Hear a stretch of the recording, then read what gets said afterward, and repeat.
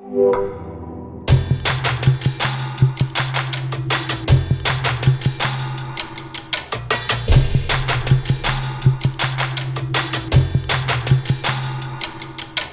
inteligencia artificial en el mundo universitario ha llegado para quedarse.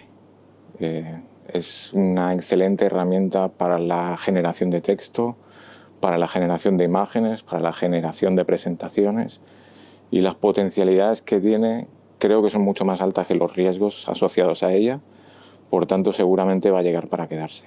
Principalmente, lo que va a asistir principalmente es una altísima capacidad de procesamiento de datos, una altísima capacidad de generación de productos, ya sean texto, presentaciones, imágenes de todo tipo, y yo creo que eso va a impactar en muchos aspectos, y uno principalmente, que es el rol del profesor.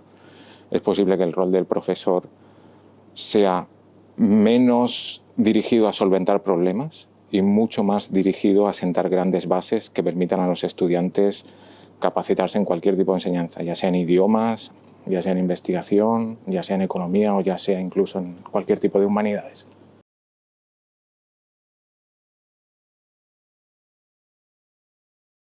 Bueno, aquí viene una alta desigualdad. Hay una, diría yo, que pequeña parte de profesores que sí la usan y sí la quieren usar, y hay otra parte de los profesores que la rechazan y que tampoco la saben usar del todo.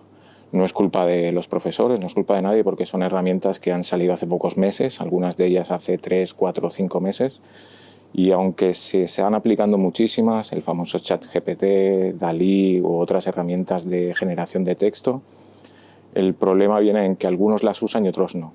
Eso quiere decir que el que las usa, su capacidad de producción es mucho mayor, y el que no las usa, su capacidad de producción es mucho menor. Déjame que te ponga una comparación. La inteligencia artificial, sobre todo el auge de estas herramientas gratuitas y accesibles, vendría a ser como una pequeña comparación como la invención del coche. Cuando se inventó el coche hay muchas personas que lo rechazaron porque generaba humo, porque generaba ruido, porque era peligroso para los viandantes, incluso para los ciclistas.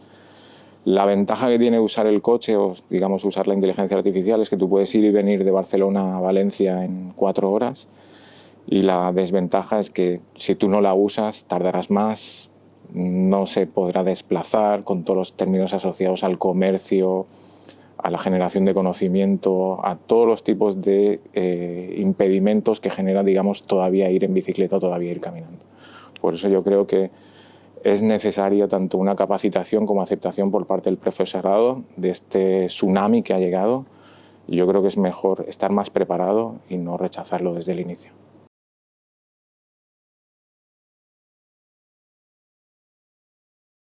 De momento hay una cosa que la inteligencia artificial no tiene, y es que la inteligencia artificial no pisa la calle. La inteligencia artificial es muy buena para generar imágenes, texto, presentaciones, incluso para hacer procesamiento de alta capacidad de analizar lo que se llaman los Big Data, pero todavía no pisa la calle. Si queremos saber qué opinan los profesores de la Universidad Oberta de Cataluña sobre la IA, tenemos que preguntarles. No hay una inteligencia artificial que nos lo vaya a decir.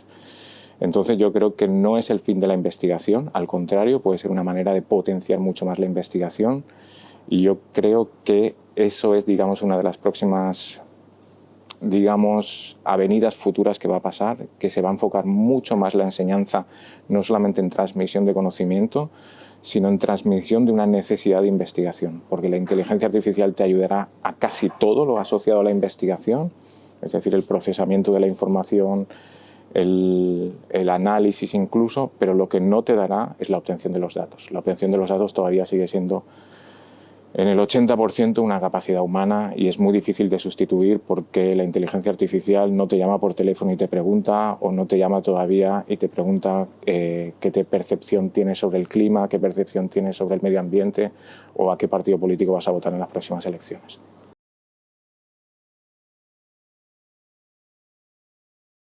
Hay como dos variables importantes que pueden limitar el uso de la inteligencia artificial, y sobre todo que van a condicionar un poco el futuro. La primera variable es el tema de la regulación. La Unión Europea, con algunos países a la cabeza como Italia, por ejemplo, han puesto muchas barreras al uso, por ejemplo, de ChatGPT, que es la inteligencia artificial generadora de texto, y lo han limitado porque sospechan que está accediendo a información privada de algunos usuarios, y además como que no tiene límite en términos de edad. Un niño puede, con una simple cuenta de correo electrónico y un móvil, acceder a ChatGPT y pedirle lo que ellos quieran.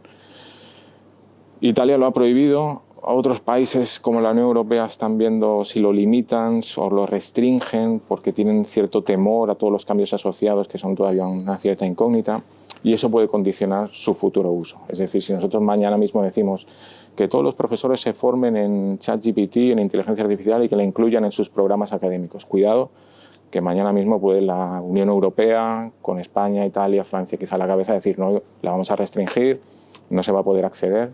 Entonces esa es una variable que hay que tener muy en cuenta. Y la otra es la que comentábamos, que es la aceptación por parte del profesorado.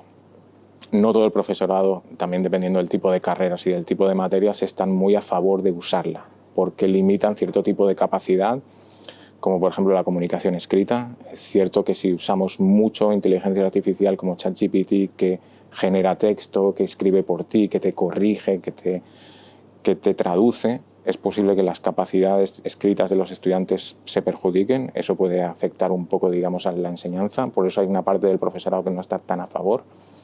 Y yo creo que esas dos cosas son como dos limitantes que pueden hacer. Una, la regulación, es decir, se puede llegar a prohibir, digamos, o a restringir el acceso masivo.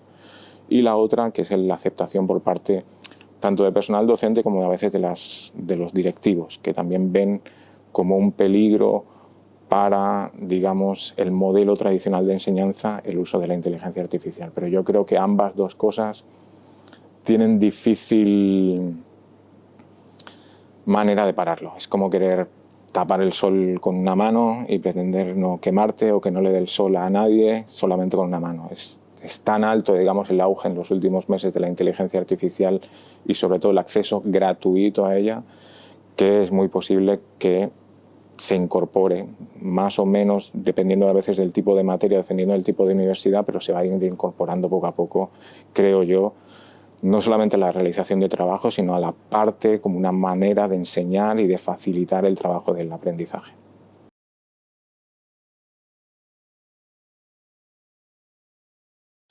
Es cierto que el control del desarrollo de la inteligencia artificial está en la mayoría está en manos de empresas privadas. Son las empresas privadas las que han potenciado, digamos, el uso de la inteligencia artificial. ¿Es esto un riesgo que no lo controlan ciertos, digamos, estados o entidades más públicas? Sí. ¿Eso nos hace más dependientes de las empresas privadas? Sí, pero es que ya vamos dependiendo de las empresas privadas para la extracción del petróleo, para la extracción, para el transporte, para la comunicación, para todo. Entonces yo creo que es algo, digamos, con lo que estamos habituados a convivir, y yo creo que el limitante viene por otros lados, quizás más por el tema de la regulación estatal que por el que esté en manos de empresas privadas y concretamente de monopolios.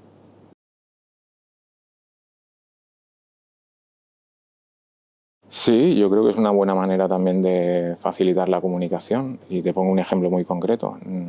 ChatGPT es el más famoso, pero porque genera texto, y si tú le dices, oye, genérame 100 tweets al día, por ejemplo, para divulgar en mis redes sociales, te lo hace. Y tú también le puedes pedir, oiga, genérame con otra herramienta, genérame 10 fotos, imágenes atractivas y persuasivas para incluirlas en mi Instagram, las puede generar. Pero yo creo que hay otra capacidad más interesante, que son los chatbots. Los chatbots son chats que tú estás hablando, pero no estás hablando con una persona, sino estás hablando con una herramienta de inteligencia artificial que ha sido alimentada con toda la información necesaria, y puede ser una altísima, excelente herramienta de comunicación entre la universidad y los estudiantes, o incluso a veces entre la universidad y sus profesorados. Los profesores no tenemos capacidad por temas de tiempo de atender a 100 estudiantes en un día, ni tampoco a veces a 50 estudiantes, ni siquiera en una sola semana. Esa manera de tratar de resolver dudas a través de un chatbot puede ser una buena herramienta para que el tiempo que el estudiante le dedica que el tiempo que el profesor le dedica al estudiante sea mucho más de valor añadido y no solamente de resolver pequeñas dudas. Esas pequeñas dudas creo que con el uso de chatbots pueden facilitar, digamos, la comunicación y por tanto la solventación de dudas y finalmente el tema del aprendizaje.